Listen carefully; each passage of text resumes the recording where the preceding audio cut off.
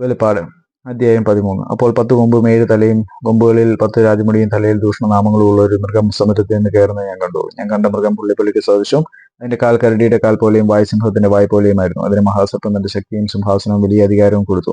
അതിന്റെ തലകളിൽ ഒന്ന് മരണകരമായ മുറിവേറ്റതുപോലെ ഞാൻ കണ്ടു. അതിന്റെ മരണകരമായ മുറിവ് പുറത്തുപോയി. സർവ്വഭൂമിയും മൃഗത്തെ കണ്ട് വിസ്മയിച്ചു. മൃഗത്തിന് അധികാരം കൊടുത്തുകൊണ്ട് അവർ മഹാസർപ്പത്തെ നമസ്കരിച്ചു. മൃഗത്തോട് തുല്യനാർ അതിനോട് പൊരുത്തുവാൻ ആർക്ക് കഴിയുമെന്ന് പറഞ്ഞ് മൃഗത്തെയും നമസ്കരിച്ചു. കൊമ്പും ദൂഷണവും സംസാരിക്കുന്ന വായ അതിന് ലഭിച്ചു. 42 മാസം പ്രവർത്തിപ്പാൻ അധികാരവും ലഭിച്ചു.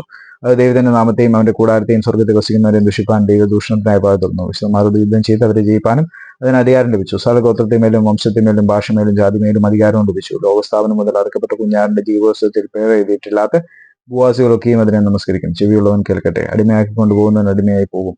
വാൾ കൊണ്ട് കൊല്ലുന്നവൻ വാളാൽ മരിക്കേണ്ടി വരും. ഇവിടെ വിശുദ്ധന്മാരുടെ സഹിഷ്ണുതയും വിശ്വാസവും കൊണ്ട് ആവശ്യം. മറ്റൊരു മൃഗം ഭൂമിയിൽ നിന്ന് കയറുന്ന ഞാൻ കണ്ടു. അതിന് കുഞ്ഞാനുള്ളത് പോലെ 2 കൊമ്പുണ്ടായിരുന്നു. അത് മഹാസർപ്പം എന്നപോലെ സംസാരിച്ചു. അത് ഒന്നാമത്തെ മൃഗത്തിന്റെ മുമ്പാകെ അതിന്റെ അധികാരമെല്ലാം നടത്തി ഭൂമിയെയും അതിൽ വസിക്കുന്നവരെയും മരണകരമായ മുറിവ് പുറത്തുപോയ ഒന്നാം മൃഗത്തെ നമസ്കരിക്കുമാറാകുന്നു. അത് മനുഷ്യർ കാണുക ആകാശത്ത് നിന്ന് ഭൂമിയിലേക്ക് തീ ഇറങ്ങുമാർ വലിയ അടയാളങ്ങൾ പ്രവർത്തിക്കുകയും മൃഗത്തിന്റെ മുമ്പിൽ പ്രവർത്തിപ്പാൻ എനിക്ക് ബലം കിട്ടിയ അടയാളങ്ങളെ കൊണ്ട് ഭൂവാസികളെ തെറ്റിക്കുകയും വാളാൽ മുറിവേറ്റിട്ടും ജീവിച്ച മൃഗത്തിന് പ്രതിമ ഉണ്ടാക്കുവാൻ ഭൂവാസികളോട് പറയുകയും ചെയ്യുന്നു. മൃഗത്തിന്റെ പ്രതിമ സംസാരിക്കേണ്ടതിനും മൃഗത്തിന്റെ പ്രതിമയെ നമസ്കരിക്കാത്തവരെയൊക്കെയും കൊല്ലിക്കേണ്ടതിന് മൃഗത്തിന്റെ പ്രതിമയ്ക്ക് ആത്മാവിനെ കൊടുപ്പാൻ അതിനും ബലം ലഭിച്ചു. അത് ചെറിയവരും വലിയവരും സമ്പന്നന്മാരും ദരിദ്രന്മാരും സ്വതന്ത്രന്മാരും ദാസന്മാരുമായ എല്ലാവർക്കും വലം കൈമേലോ നെറ്റിയിലോ മുദ്ര കിട്ടുമാറും മൃഗത്തിന്റെ പേരോ പേരിന്റെ സംഖ്യയോ ആയ മുദ്രയുള്ളവൻ അല്ലാതെ വാങ്ങിയോ വിളിക്കുകയോ ചെയ്യുവാൻ വഹിയാതെയുമാകുന്നു. ഇവിടെ ജ്ഞാനം കൊണ്ട് ആവശ്യം. ബുദ്ധിയുള്ളവൻ മൃഗത്തിന്റെ സംഖ്യ ഗണിക്കട്ടെ. അതൊരു മനുഷ്യന്റെ സംഖ്യ അത്രേ. അതിന്റെ സംഖ്യ 666.